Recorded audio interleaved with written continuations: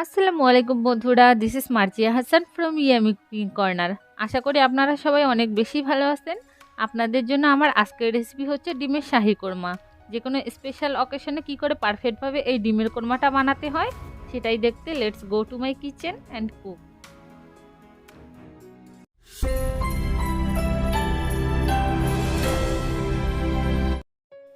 আজকের এই ডিমের কোরমাটা তৈরি করতে আমি এখানে সিদ্ধ ডিম নিয়েছি 7টা, আর একটি কাঁটা চামচের সাহায্যে আমি ডিমগুলোকে সামান্য খুঁচিয়ে নিচ্ছি। আর এই কাজটা আমি করছি দুইটা কারণে। নাম্বার 1 হচ্ছে এইভাবে খুঁচিয়ে নিলে ডিমের ভিতরে মশলাটা ভালোভাবে যাবে, আর নাম্বার 2 হচ্ছে আমরা অনেকেই কোরমাটা তৈরি করার আগে ডিমটাকে সামান্য ভেজে নেই, আর এইভাবে ডিমটাকে সামান্য খুঁচিয়ে নেওয়া হলে ডিমটা ফুটে উঠবে না। ডিমগুলো ভালোভাবে কুচিয়ে নেওয়া হয়ে গেছে। এখন আমি ডিমগুলোর মধ্যে লবণ দিয়ে দিব। লবণ দেওয়া হয়ে গেলে আমি ডিমগুলোকে ভালো করে মাখিয়ে নেব। এবার আমি মূল রান্নায় চলে যাচ্ছি। একটি প্যানে দিয়ে দিচ্ছি 1 কাপ পরিমাণ তেল। তেল প্রপারলি গরম হয়ে গেলে আমি ওই তেলের মধ্যেই ডিমগুলোকে ভেজে নেব। আর এখানে কিন্তু ডিমগুলোকে বেশি ভাজার প্রয়োজন নেই, জাস্ট হালকা একটু ব্রাউন করে আমি এগুলোকে ভাজবো। তবে আপনারা চাইলে না ভেজেও কিন্তু এই ডিমের কোরমাটা রান্না করতে পারেন। তবে আপনারা যদি সামান্য ভেজে এই ডিমের কোরমাটা রান্না করেন তবে খেতে বেশি ভালো লাগবে। ডিম ভাজা হয়ে গেলে এখন ডিমগুলোকে তুলে নিচ্ছি।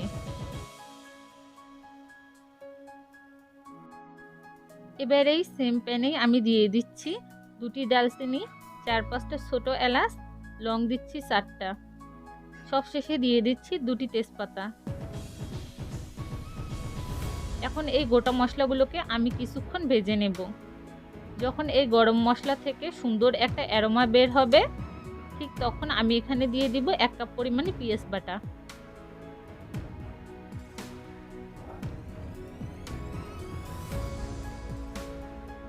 এরপর দিয়ে দিব 3 টেবিল চামচ পরিমাণে আদা রসুনের পেস্ট। এখন সবগুলো উপকরণকে ভালো করে কষিয়ে নেব যাতে করে পেঁয়াজের উগ্র কাঁচা গন্ধটা দূর হয়ে যায়। এবার আমি এখানে দিয়ে দিব 1/4 কাপ পরিমাণে দই। আমি আগেই দইটাকে সামান্য পানি দিয়ে ভালো করে ফেটিয়ে নিয়েছিলাম। এবার এখানে দিয়ে দিব 2 টেবিল চামচ পরিমাণে কাঠবাদাম বাটা। এই রেসিপিটাতে অবশ্যই কাঠবাদাম বাটাটা দেওয়ার চেষ্টা করবেন, তাহলে কিন্তু কোরমার টেস্টটা ভালো হবে। এখন আমি মশলাটাকে ভালো করে কষিয়ে নেব। মশলাটা এমনভাবে কষিয়ে নিতে হবে যাতে করে মশলাটা ঝরঝরে হয়ে যায় আর উপর থেকে তেল ছেড়ে দেয়। আমার মশলাটা কষানো হয়ে গেছে। এখন আমি এখানে ডিমগুলো দিয়ে দিব। এরপর দিয়ে দিব 1 কাপ পরিমাণে দুধ। আপনারা যদি এখানে পাউডার দুধটা ব্যবহার করেন তাহলে 1 কাপ পরিমাণ দুধ হলেই হবে, আর যদি লিকুইড দুধটা ব্যবহার করেন তাহলে এখানে 2 কাপ পরিমাণে দুধ দিতে হবে। এখন আমি এগুলোকে ভালো করে নেড়ে নেব। এরপর দিয়ে দিব স্বাদ মতো লবণ। যেহেতু আমি ডিম ভাজার সময় লবণটাকে ব্যবহার করেছি তাই আমি এখানে সামান্য পরিমাণে লবণ দিয়ে দিলাম। এরপর ফালি করে রাখা কাঁচামরিচ দিয়ে দিব। এখন আমি এগুলোকে ভালো করে নেড়ে চেড়ে মিশিয়ে নেব।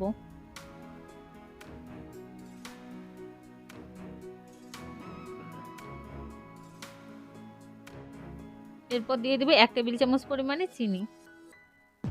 চিনি দেওয়া হয়ে গেলে আমি এগুলোকে ভালো করে নেড়ে চেড়ে মিশিয়ে নেব। এরপর ঢাকনা দিয়ে রান্না করে নেব 4 থেকে 5 মিনিটের জন্য। 5 মিনিট পর ঢাকনা খুলে নিলাম। আমার কোরমা রান্নাটা কিন্তু অলরেডি ডান। এখন আমি এটিকে ভালো করে একটু নেড়ে নেব। এরপর দিয়ে দিব সামান্য পরিমাণে গরম মশলার গুঁড়ো, আর দিয়ে দিব 1 চামচ পরিমাণে কেওড়া জল। এরপর দিয়ে দিব 2 টেবিল চামচ পরিমাণে ঘি।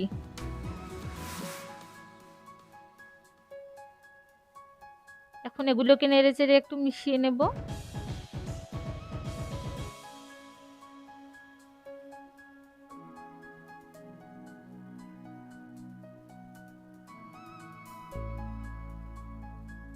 আমার রান্না করা একেবারে ডান। এখন আমি এটিকে নামিয়ে গরম গরম সার্ভ করে নেব।